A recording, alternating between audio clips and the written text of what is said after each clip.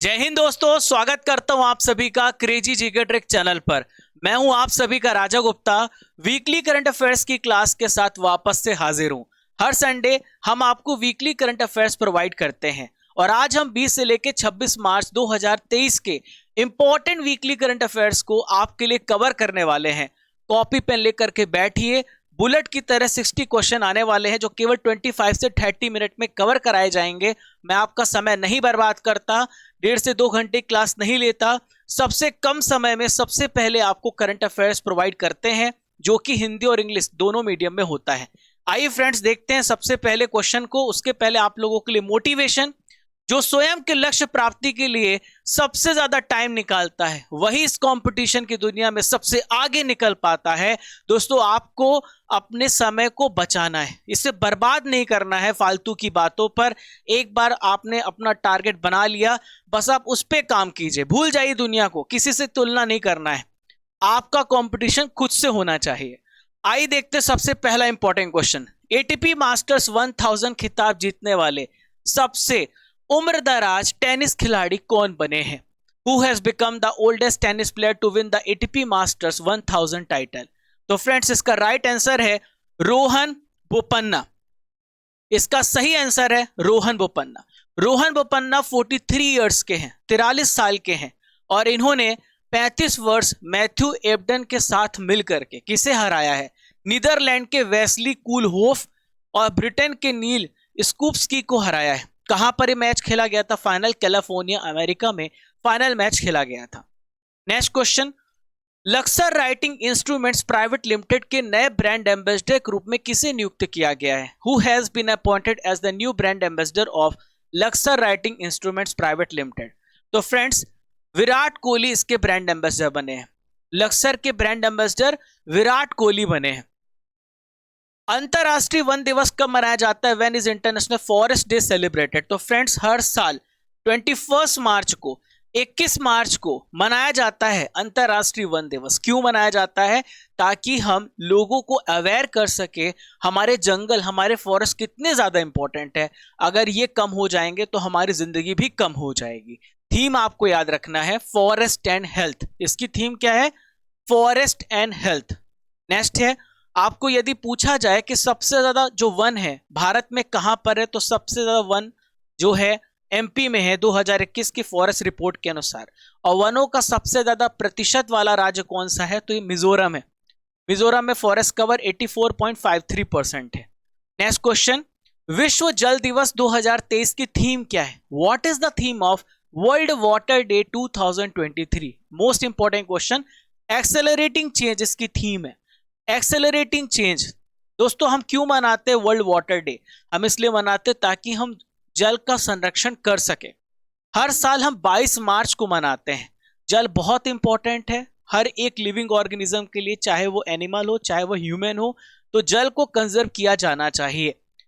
1993 में संयुक्त राष्ट्र महासभा ने जल संरक्षण के बारे में समझ को बढ़ाने के लिए, महत्व के बारे में लोगों को अवेयर करने के लिए इसे मनाने की घोषणा की थी।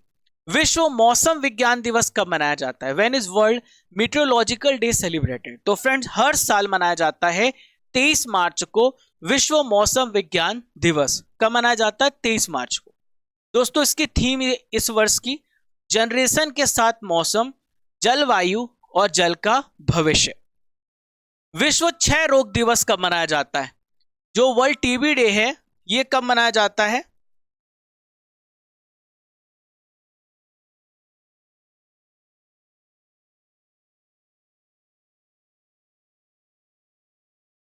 चलिए, अगला प्रश्न आप सभी के सामने यह रहा। World TB day, world tuberculosis day कब मनाया जाता है? तो फ्रेंड्स, आप याद रखिएगा, विश्व क्षय रोग दिवस हर साल मनाया जाता है 24 मार्च को। कब मनाया जाता है? 24 मार्च को मनाया जाता है वर्ल्ड ट्यूबरक्लोसिस डे। अभी क्यों मनाया जाता है दोस्तों? टीबी जो है हमारे लंग्स को इफेक्ट करती है। हमारे मुंह से ब्लीडिंग होने लगती है जब हम इससे अफेक्ट होते हैं माइकोबैक्टीरियम ट्यूबरकुलोसिस नाम के बैक्टीरिया से, तो मुंह से ब्लीडिंग होने लगती है। इसकी थीम आपको याद रखना है yes we can end TB. ठीक है। नेक्स्ट क्वेश्चन ये रहा, इंटरनेशनल क्रिमिनल कोर्ट ने किसके खिलाफ गिरफ्तारी वाला वारंट जारी किया है?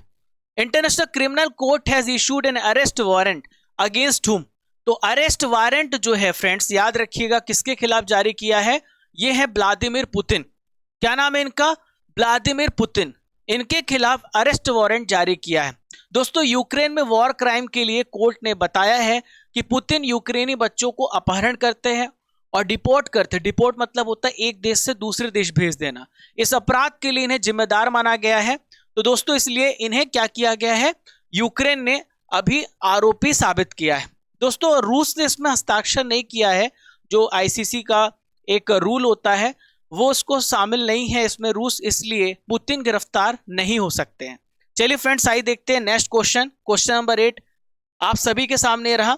नेपाल के तीसरे उपराष्ट्रपति के रूप में किसे चुना गया?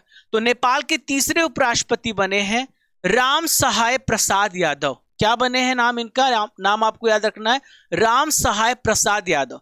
इमेज में आप देख पा रहे हैं ये है राम सहाय प्रसाद यादव, ठीक है। और अभी हाल ही में जो रामचंद्र पौडेल हैं वो क्या बने हैं, यहां के प्रेसिडेंट बने हैं। नेपाल के संविधान के अनुसार आर्टिकल 67 में एक उपराष्ट्रपति होता है, ये बात कही गई है। और उपराष्ट्रपति का जो कार्यकाल होता है 5 साल का होता है। दोस्तों एक important question, world happiness index जारी किया गया और वर्ल्ड हैप्पीनेस इंडेक्स में भारत की रैंक क्या है? वर्ल्ड हैप्पीनेस इंडेक्स में भारत की रैंक आपको याद रखनी है 126 है। 126 वर्ल्ड हैप्पीनेस इंडेक्स में भारत की रैंक 126 बताई गई। अब दोस्तों आपसे ये पूछा जा सकता है इस रिपोर्ट को कौन जारी करता है? यूनाइटेड नेशंस के सस्टेनेबल डेवलपमेंट सॉल्यूशन नेटवर्क के द्वारा इस रिपोर्ट को जारी किया जाता है।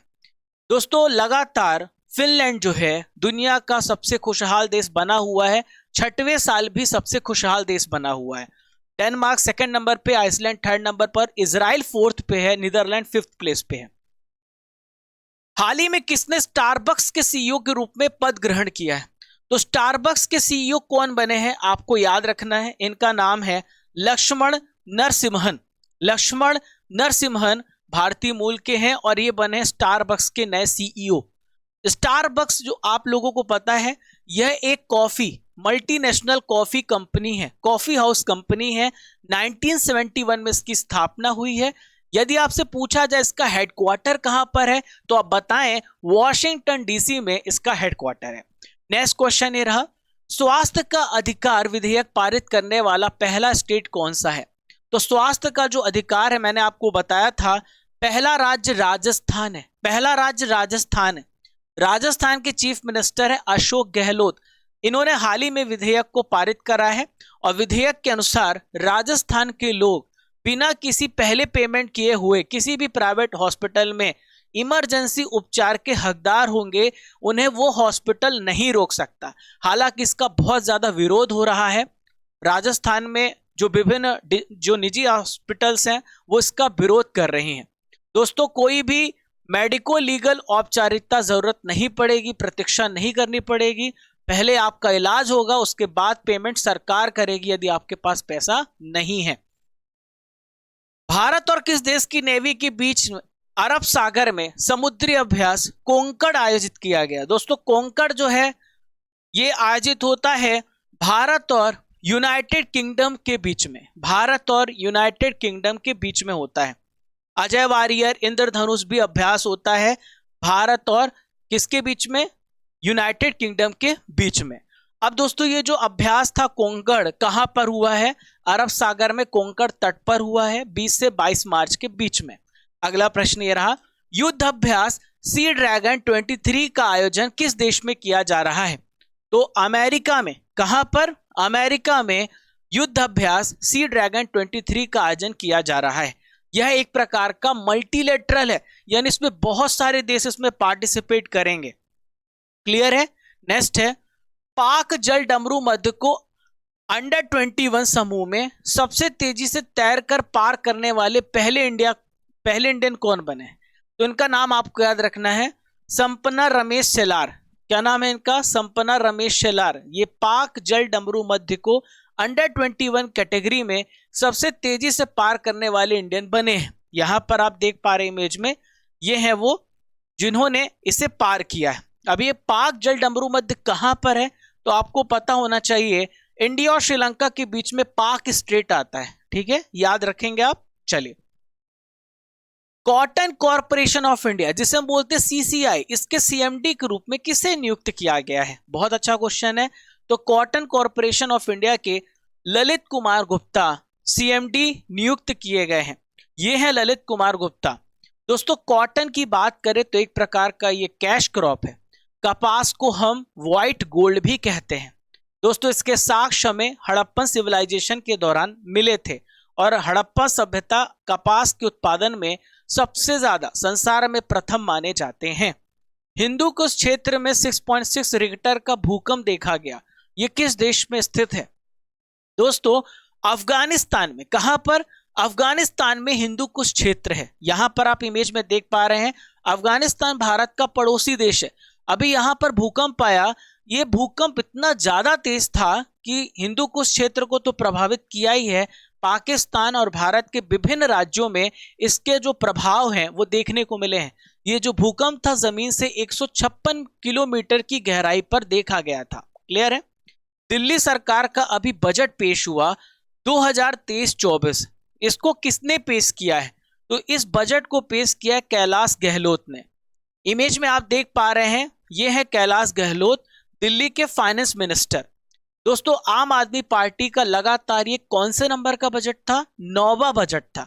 और इस साल की जो बजट की थीम है वो है clean, beautiful and modern Delhi. किस पड़ोसी देश ने चीन की मदद से अपना पहला पनडुब्बी बेस शुरू किया है? तो ये है बांग्लादेश। बांग्लादेश ने चीन की मदद से अपना पहला पनडुब्बी बेस शुरू किया है। दोस्तों, बांग्लादेश ने चीन से 2 सबमरीन खरीदा था और उसके तहत चीन ने प्रॉमिस किया था हम आपको पनडुब्बी बेस बना के देंगे। यहां पर 6 पनडुब्बी रखने की क्षमता है और 8 युद्धपोत को तैनात किया जा सकता है। इसका नाम क्या है? बीएनएस शेख हसीना इसका नाम है।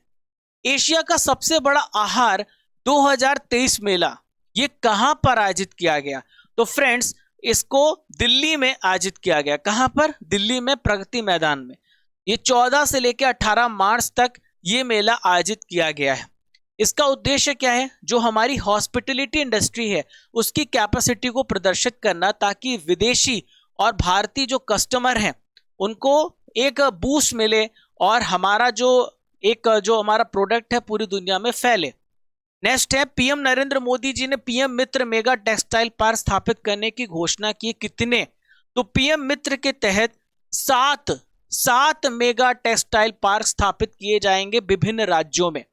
दोस्तों, इसका मकसद क्या है? इसका उद्देश्य है क्लॉथिंग यानी कपड़ा निर्माण और इसके एक्सपोर्ट को बढ़ाना, ताकि भारत दुनिया में एक वैश्विक केंद्र बन सके। इन पार्कों के माध्यम से लगभग 70,000 करोड़ रुपए इन्वेस्ट किए जाएंगे और 20 लाख एम्प्लॉयमेंट का सृजन किया जाएगा। अभी मथुरा मेला हुआ है। मथुरा मेला किस राज्य में आयोजित किया गया? तो मथुरा मेला वेस्ट बंगाल में। कहां पर? पश्चिम बंगाल में इसका आयोजन किया गया। अब आपके दिमाग में सवाल उठ रहा होगा, सर ये मथुरा मेला क्या है? तो मैं आपको बताता हूं। मथुरा संप्रदाय के द्वारा ये मथुरा मेला किया जाता है। मथुरा कम्युनिटी कहां पाई जाती है? तो भारत में पश्चिम बंगाल में और हमारे पड़ोसी देश बांग्लादेश में मथुरा संप्रदाय पाए जाते हैं और इसकी बहुत बड़ी आबादी है। मथुरा संप्रदाय की स्थापना किसने की है? तो इमेज में आप देख पा रहे हैं, यह है श्री हरिचंद्र ठाकुर जी, इन्होंने इसकी स्थापना की है। अफ्रीका भारत सैन्य अभ्यास जिसे हम बोलते हैं एफ इंडेक्स, ये कहां पर शुरू हुआ है? तो फ्रेंड्स, अफ्रीका जो भारत और अफ्रीका का एक सैन्य अभ्यास है, पुणे में इसका आयोजन किया गया। कहां पर? पुणे में इसका आयोजन किया गया है। अभी सेलिब्रिटी ब्रांड वैल्यूएशन रिपोर्ट जारी की गई, इसमें सबसे मूल्यवान सेलिब्रिटी कौन बने हैं? तो सबसे मूल्यवान सेलिब्रिटी बने हैं रणबीर सिंह। कौन? रणबीर सिंह। सेकंड नाम आता है वो है विराट कोहली और थर्ड नाम आता है अक्षय कुमार। चौथे स्थान पर आलिया भट्ट है जो एकमात्र महिला है। यूनेस्को की रिपोर्ट के अनुसार कितने प्रतिशत आबादी के पास सुरक्षित पेयजल नहीं है? दोस्तों, 26% लोगों के पास साफ पेयजल की व्यवस्था नहीं है। यूनेस्को ने अभी हाल ही में अपनी रिपोर्ट में बात बताई है। हाल ही में राजस्थान में कितने नए जिलों का गठन किया गया? तो फ्रेंड्स, आप लोगों को याद रखना इंपॉर्टेंट क्वेश्चन है। राजस्थान में 19 नए जिलों का गठन किया गया है। दोस्तों अब टोटल जिलों की संख्या हो गई यहाँ पे 50। इसकी घोषणा किसने की थी? राजस्थान के चीफ मिनिस्टर अशोक गहलोत ने की थी। टोटल 50 डिस्ट्रिक्ट हो गए हैं और 10 संभाग हो गए हैं। 3 नए संभाग बनाए गए हैं, 3 नए डिवीजन बनाए गए हैं। पहले 33 डिस्ट्रिक्ट थे, अब 50 हो गए हैं। किस केंद्र शासित प्रदेश में एशिया का सबसे बड़ा ट्यूलिप गार्डन जनता के लिए खोला गया है? तो फ्रेंड्स इसका राइट आंसर है जम्मू एंड कश्मीर। जम्मू एंड कश्मीर में एशिया का सबसे बड़ा ट्यूलिप गार्डन खोला गया है। यहां पर आप देख पा रहे हैं कितना सुंदर है। दुनिया भर के पर्यटक यहां पर आते हैं, विजिट करते हैं, इतना ज्यादा सुंदर है और भारत के टूरिज्म सेक्टर को बून मिलता है। और दोस्तों यहां पर आपको 16 लाख ट्यूलिप फूल देखने को मिलेंगे जो अपने आप में बहुत ही मनमोहक है। क्लियर? नेक्स्ट है Christopher Martin Jenkins spirit of cricket award से किस व्यक्ति को सम्मानित किया गया? तो फ्रेंड्स आपको नाम याद रखना है आसिफ शेख का। आसिफ शेख को Christopher Martin Jenkins spirit of cricket award से सम्मानित किया गया। यह है आसिफ शेख। अगर आपसे पूछा जाए किस देश के खिलाड़ी हैं, नेपाल के खिलाड़ी। एक्चुअली घटना जो हुई है उसे समझते हैं। घटना फरवरी 2022 में नेपाल और आयरलैंड के बीच में मैच हो रहा था और मैच के दौरान आयरलैंड के जो बल्लेबाज हैं एंडी मैकब्राइन, ये रन ले रहे थे और नेपाल के जो गेंदबाज है कमल सिंह इनसे टकरा गए। अब ये गिर गए मैकब्राइन, तो कमल सिंह ने बॉल फेंक दी, तुरंत बॉल उठाकर फेंक दी किसके हाथ में?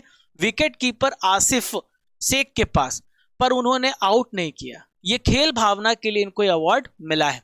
संगीत कला निधि पुरस्कार 2023 से किसे चुना गया? तो संगीत कला निधि पुरस्कार से आपको पढ़ाया था बॉम्बे जयश्री को। किसे? बॉम्बे जयश्री को संगीत कला निधि पुरस्कार से सम्मानित किया गया है। यह है बॉम्बे जयश्री। क्लियर है? कर्नाटक संगीतकार में सबसे ऊपर नाम आता है बॉम्बे जयश्री का। आपको याद रखना है वसंत लक्ष्मी नरसिम्हाचर को नृत्य के लिए नृत्य कला निधि पुरस्कार दिया गया है। क्यूएस वर्ल्ड यूनिवर्सिटी रैंकिंग जारी की गई। आईआईटी बॉम्बे को भारत में कौन सा स्थान मिला? आईआईटी बॉम्बे को इसमें सबसे पहला स्थान मिला है। ठीक है, और देखिए पूरी दुनिया में सबसे बेहतर प्रदर्शन करने वाला हार्वर्ड विश्वविद्यालय। हार्वर्ड विश्वविद्यालय कहां पर है? तो आपको याद रखना है अमेरिका में। कहां पर है? अमेरिका में। इन्वेस्ट इंडिया का नया एमडी और सीईओ किसे नियुक्त किया गया है? तो इन्वेस्ट इंडिया के नए एमडी बनाए गए हैं मनमीत के नांदा। क्या नाम है इनका? मनमीत के नांदा। भारत ने किस देश के साथ पहली मैत्री पाइपलाइन का उद्घाटन किया? तो फ्रेंड्स भारत ने मैत्री पाइपलाइन बांग्लादेश के साथ इसका उद्घाटन किया। भारत ने इसमें अनुदान दिया है, भारत ने मदद की है। दोस्तों इसकी जो टोटल लेंथ है वो है 130 किलोमीटर लंबी पाइपलाइन है और भारत के जो सिलीगुड़ी जो कि पश्चिम बंगाल में है, बांग्लादेश के दिनाजपुर डिस्ट्रिक्ट के पर्वतीपुर को जोड़ेगा और गैस पाइपलाइन के माध्यम से गैस पहुंचाई जाएगी। सागर परिक्रमा का चौथा चरण कहां पे संपन्न हुआ है? सागर परिक्रमा का चौथा चरण कर्नाटक राज्य में संपन्न हुआ है। अभी सागर परिक्रमा का संबंध किस स्कीम से है? तो आपको याद रखना है विभिन्न मत्स्य संबंधी योजनाओं और कार्यक्रमों का प्रसार करना, मत्स्य पालन को बढ़ावा देना इसका उद्देश्य है। मिसेज इंडिया 2023 किसे चुना गया? मिसेज इंडिया से ज्योति अरोड़ा को चुना गया। किसे? ज्योति अरोड़ा को। रायबरेली के हॉकी स्टेडियम का नाम बदला गया और किसके नाम पर रखा गया है? तो रायबरेली का जो स्टेडियम है हॉकी स्टेडियम रानी रामपाल के नाम पर रखा गया है। आपको पता होना चाहिए कि रानी रामपाल यह एक हॉकी प्लेयर है। कौन सी प्लेयर है? हॉकी प्लेयर है। एशियाई बिलियर्ड्स चैंपियनशिप का खिताब किसने जीता है? एशियाई बिलियर्ड्स चैंपियनशिप का खिताब पंकज आडवाणी ने जीता है।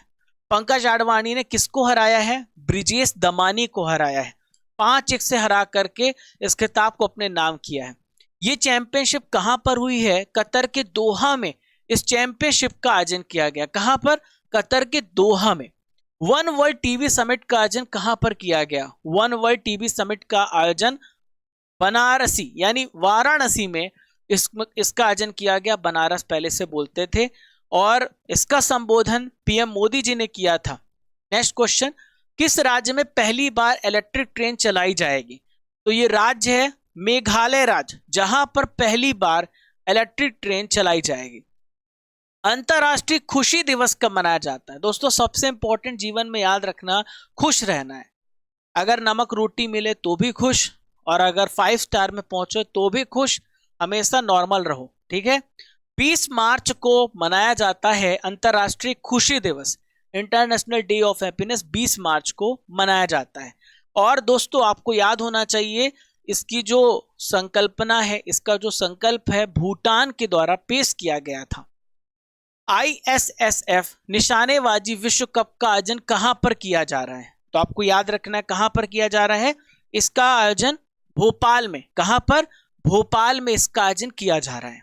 नेक्स्ट है, बिहार राज्य का 111वां स्थापना दिवस कब मनाया गया? तो आपको याद रखना है कि जो बिहार राज्य का हर साल स्थापना दिवस मनाया जाता है 22 मार्च। कब मनाया जाता है? 22 मार्च को मनाया जाता है बिहार स्थापना दिवस। युवा शक्ति की प्रगति इस बार का विषय था 2023 के बिहार दिवस का। प्रधानमंत्री मोदी जी ने ITU area office and innovation centre का उद्घाटन कहां पर किया है? तो फ्रेंड्स दिल्ली में। कहां पर किया है? दिल्ली में। Where did prime minister Modi inaugurate the ITU area office innovation centre? Delhi में इसका उद्घाटन किया है। और ITU का काम क्या होता है? नाम से स्पष्ट है, ये टेलीकम्युनिकेशन के क्षेत्र में काम करती, पूरी दुनिया के सभी लोगों को जोड़ने का काम करती है। हेडक्वार्टर जेनेवा स्विट्जरलैंड में है। 1865 में पेरिस में इसकी स्थापना की गई थी।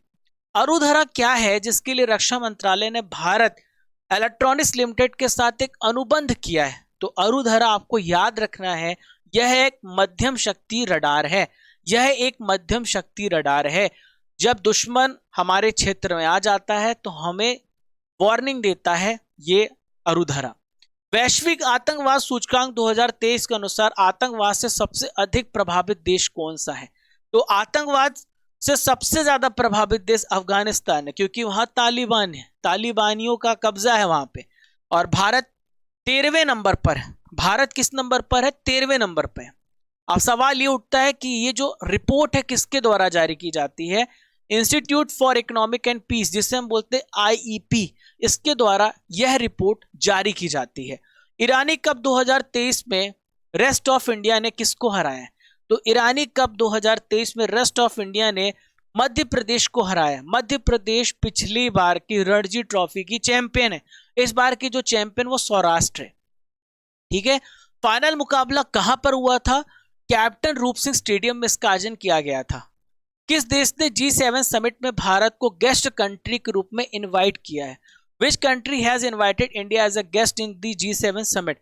तो जापान ने भारत को गेस्ट कंट्री के रूप में आमंत्रित किया है। दोस्तों कुछ 2 दिन के दौरे के लिए जापान के प्रधानमंत्री फूमियो किशिदा भारत आए थे और इन्होंने इनवाइट किया है। G7 समिट जापान में होगा और G20 भारत में होगा। कहां पर होगा? भारत में होगा। याद रहेगा आपको। चलिए, कैसा लग रहा है? आप पढ़ पा रहे हैं अच्छे से? सारी चीजें आपको समझ में आ रही है? ठीक है, स्पीड अच्छी है, गलत है, धीमी है, तेज है, सब बताना आप कमेंट बॉक्स पे, ठीक है। ऑर्डर ऑफ ऑस्ट्रेलिया से किसे सम्मानित किया गया?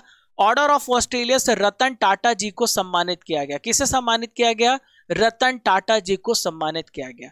यह अवार्ड किसे दिया जाता है? ऐसे व्यक्ति को जो ऑस्ट्रेलिया भारत के संबंधों को इंप्रूव करता है, व्यापार बढ़ाता है, इन्वेस्टमेंट बढ़ाता है और परोपकार कार्य करता है। तो रतन टाटा जी ऐसे व्यक्ति हैं जिनमें सारी क्वालिटीज हैं। महाराष्ट्र के किस शहर में स्टैच्यू ऑफ नॉलेज की स्थापना की जाएगी? तो महाराष्ट्र में लातूर शहर, लातूर में इसकी स्थापना की जाएगी। भीमराव अंबेडकर जी की जो यहाँ पे प्रतिमा है, 70 फीट ऊंची प्रतिमा है, 13 अप्रैल को इसका अनावरण किया जाएगा। डॉक्टर बाबा साहेब अंबेडकर पार्क में ये प्रतिमा लगाई जाएगी। किस मंत्रालय ने डिजी क्लेम मॉड्यूल लॉन्च किया है? तो कौन सी मिनिस्ट्री है? यह कृषि एवं किसान कल्याण मंत्रालय के द्वारा डिजी क्लेम मॉड्यूल लॉन्च किया गया। यहां पर इमेज में आप देख पा रहे हैं भारत के कृषि मंत्री नरेंद्र सिंह तोमर। क्या नाम है इनका? नरेंद्र सिंह तोमर इनका नाम है। दोस्तों इस मॉड्यूल के तहत क्या होगा? जितने भी क्लेम आएंगे उसको इलेक्ट्रॉनिक रूप से सभी को फायदा पहुंचाया जाएगा ताकि किसी प्रकार का रुकावट ना हो और इससे बहुत सारे किसानों को उसका लाभ मिलेगा। कटाई के पहले और कटाई के बाद जो भी नुकसान है वो प्रधानमंत्री फसल बीमा योजना के तहत कवर किया जाएगा। भारत पेट्रोलियम कॉर्पोरेशन लिमिटेड के सीईओ के रूप में किसे नियुक्त किया गया? तो बीपीसीएल के नए सीईओ बने हैं जी कृष्ण कुमार। क्या नाम है इनका? जी कृष्ण कुमार। इमेज में आप देख पा रहे हैं, ये है G Krishna Kumar. Vipin the man behind the uniform, इस पुस्तक के लेखक कौन है? तो फ्रेंड्स आपको याद रखना है, रचना बिष्ट रावत। कौन है? Rachna Bisht Rawat. Vipin the man behind the uniform इस पुस्तक के लेखक हैं। ये है रचना बिष्ट रावत। ठीक है। हाल ही में किस ग्रह पर वैज्ञानिकों के द्वारा एक एक्टिव ज्वालामुखी खोजा गया? एक्टिव ज्वालामुखी कहां पे खोजा गया है? तो पृथ्वी की बहन कही जाती है शुक्र, वीनस। ठीक है, यहां पे ज्वालामुखी खोजा गया है। किस राज्य में उगादि एक महत्वपूर्ण उत्सव के रूप में मनाया गया? तो उगादि जो है कर्नाटक राज्य में। कहां पर? कर्नाटक राज्य में उगादि उत्सव मनाया गया। अब उगादि जो उत्सव होता है नव वर्ष का त्योहार है। कैसा माना जाता है? नए साल के त्योहार के रूप में मनाया जाता है। इसे युगादि महोत्सव भी कहते हैं। 22 मार्च को यह मनाया गया है। एशिया का सबसे बड़ा इंटरनेशनल लिक्विड मिरर टेलीस्कोप कहां पे लॉन्च किया गया? एशिया का सबसे बड़ा लिक्विड मिरर टेलीस्कोप उत्तराखंड में लॉन्च किया गया। इसका यहां पर 4 मीटर जो है ये इसका डायामीटर है। नेक्स्ट है, गणित के लिए एबल पुरस्कार 2023 किसे मिला है? तो एबल पुरस्कार गणित के क्षेत्र में दिया जाता है। लुइस कैफरेली को मिला है गणित के क्षेत्र में एबल पुरस्कार। ये अर्जेंटीना अमेरिकी नागरिक है और इन्होंने पार्शियल डिफरेंशियल इक्वेशन में बहुत अच्छा कार्य किया है। इसके विशेषज्ञ माने जाते हैं, इसलिए पुरस्कार इन्हें मिला है। किस देश ने श्री अन्न का उत्पादन करने वाले प्रमुख देशों की मंत्री स्तरीय बैठक की मेजबानी की है? तो हमारे भारत देश ने श्री अन्न का उत्पादन करने वाले प्रमुख देशों की मंत्री स्तरीय बैठक की है। श्री अन्न में बाजरा, ज्वार, रागी, सावा जितने भी मोटे अनाज होते हैं शामिल होते हैं। आपको मैं जानकारी के लिए बता दूं, यूनाइटेड नेशन ने 2023 का जो वर्ष है वो मोटे अनाज के लिए घोषित किया है। ठीक है, तो श्री अन्न का उत्पादन करने वाले देशों की बैठक भारत ने अभी आयोजित की है ताकि इसका उत्पादन किया जा सके, क्योंकि इसमें बहुत न्यूट्रिशन होती है। टीसीएस के नए सीईओ के रूप में किसे नियुक्त किया गया है? तो टीसीएस के नए सीईओ बने हैं, आपको याद रखना है, इनका क्या नाम है? के कृतिवासन। क्या नाम है? के कृतिवासन। ये टीसीएस के नए सीईओ एमडी बने हैं। विश्व डाउन सिंड्रोम दिवस हर साल कब मनाया जाता है? इंपॉर्टेंट क्वेश्चन है फ्रेंड्स, आपसे पूछा जा सकता है। तो विश्व डाउन सिंड्रोम आपको याद रखना है, हर साल ये जो मनाया जाता है 23 मार्च को मनाया जाता है। कब मनाया जाता है? 23 मार्च को मनाया जाता है विश्व डाउन सिंड्रोम। डाउन सिंड्रोम जो है दोस्तों ये बहुत ही, आई थिंक 23 मैंने बोल दिया, 21 मार्च को मनाया जाता है। देखिए डाउन सिंड्रोम जो है यह एक प्रकार की ऐसी बीमारी है जो बच्चों को मेंटली फिजिकली बहुत वीक कर देती है। आपके जो मसल टोन होते हैं वो बहुत लूज हो जाते हैं। आप बहुत ही आप इस प्रकार से फेस अगर देखें तो आप अनुमान लगा सकते हैं कि इसे डाउन सिंड्रोम है। और एक प्रकार का ये हेरिडिटरी डिसीज है, अनुवांशिक बीमारी है। ठीक है, चलिए इसकी थीम याद रखना है, with us not for us. Next है, इंटरनेशनल बुकर प्राइज के लिए नॉमिनेट होने वाले पहले तमिल लेखक कौन बने हैं? तो ये है पेरुमल मुरुगन नॉमिनेट किए गए, अभी पुरस्कार नहीं मिला है। यह तमिल लेखक हैं, 13 लोगों को चुना गया है, उनमें से इनका भी नाम है। ठीक है, और पायरी यहां पर इनका जो लेखन है इसके लिए इन्हें चुना गया है। भारत में महिला और पुरुष 2022 की रिपोर्ट के अनुसार 2036 तक भारत का सेक्स रेशियो कितना हो जाएगा? भारत का सेक्स रेशियो बढ़ जाएगा, 952 हो जाएगा। अभी प्रेजेंट में भारत का सेक्स रेशियो 943 है अकॉर्डिंग टू 2011 सेंसेक्स रिपोर्ट। ठीक है, 2011 की रिपोर्ट के अनुसार। सूरत की अदालत ने मानहानि मामले में राहुल गांधी को कितने साल की सजा सुनाई है? 2 साल की सजा सुनाई है। मानहानि के मामले में किसे? राहुल गांधी जी को दोषी माना गया। अब दोषी ने क्यों माना गया है? क्योंकि इन्होंने बोला था सभी चोरों का सरनेम मोदी होता है। लोकसभा चुनाव में रैली कर रहे थे 2019 के, तभी इन्होंने ये बात बोली थी, इसलिए इन्हें आरोपी माना गया है। आईपीसी की धारा 499 और आईपीसी की धारा 500 के तहत इन्हें सजा सुनाई गई है। क्लियर है दोस्तों? सजा जब सुनाई गई तो इनकी लोकसभा में सदस्यता भी रद्द कर दी गई अदालत के फैसले के बाद, क्योंकि जो हमारा जनप्रतिनिधि नियम है उसके तहत किसी भी एमपी को, किसी भी एमएलए को 2 साल की अदा सजा होती है। यदि सजा होती तो 6 साल तक के लिए चुनाव नहीं लड़ सकता, अगले 6 साल के लिए चुनाव नहीं लड़ सकता। दोस्तों केरल के वायनाड के सांसद थे, इनकी जो संसदीय है वो रद्द कर दी गई है। ठीक है दोस्तों, अब यहां पर आपका होगा रिवीजन, 10 क्वेश्चन और होंगे। तो चलिए शुरू करते हैं। राजस्थान में अब जिलों की संख्या कितनी हो गई है? 50। कितनी? 50। रोहन बोपन्ना किस खेल से संबंधित है? रोहन बोपन्ना का संबंध किस खेल से है?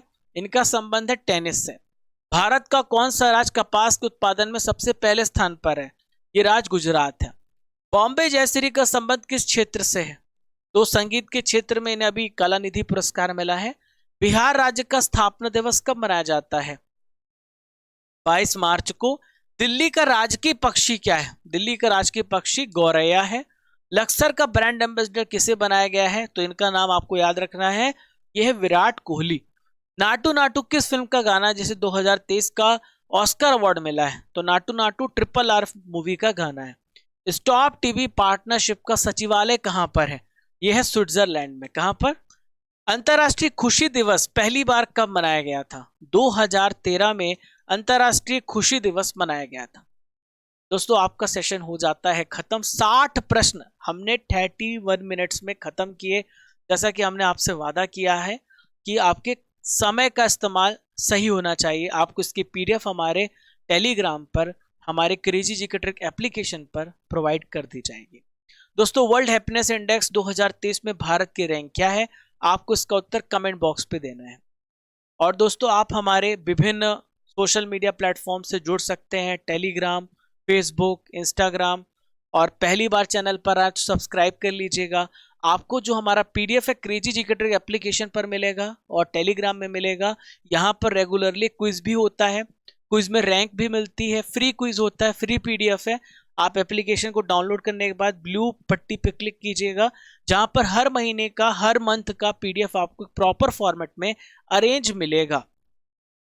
तो दोस्तों अब चलने का समय हो गया है, इजाजत दीजिए। कल सुबह 6 बजे फिर मिलूंगा इसी जोश, इसी ऊर्जा के साथ। ये परिवार आपका है और आपके परिवार को बढ़ाने की जिम्मेदारी आपकी भी है। ज़्यादा से ज़्यादा लोगों को ज़रूर शेयर कीजिए, ट्विटर, इंस्टाग्राम, फेसबुक, जहाँ जहाँ आपके लोग हैं। और दोस्तों बहुत मैं आपको बता रहा हूँ, मैं बहुत खुशनसीब हूँ कि आप जैसी जो हमारी प्यारी ऑडियंस हमारे साथ जुड़ी हुई है और आप लोगों ने बहुत प्यार दिया है। अभी और भी काम करना बाकी है, मैं समझ सकता हूँ। दोस्तों यदि आपको कभी करंट अफेयर्स नहीं मिलता है, सर्च नहीं कर पाते हैं, नोटिफिकेशन नहीं आता है, तो बस आप सर्च कीजिए डेली करंट अफेयर्स बाय राजा गुप्ता सर, राजा गुप्ता करंट अफेयर्स, तो आपको तुरंत मिल जाएगा। तो दोस्तों अब चलने का समय हो गया है, इजाजत दीजिए। कल सुबह 6 बजे फिर मिलेंगे। तब तक के लिए जय हिंद, जय भारत। जब तक तोड़ेंगे नहीं तब तक छोड़ेंगे नहीं। खुश रहिए, मुस्कुराते रहिए।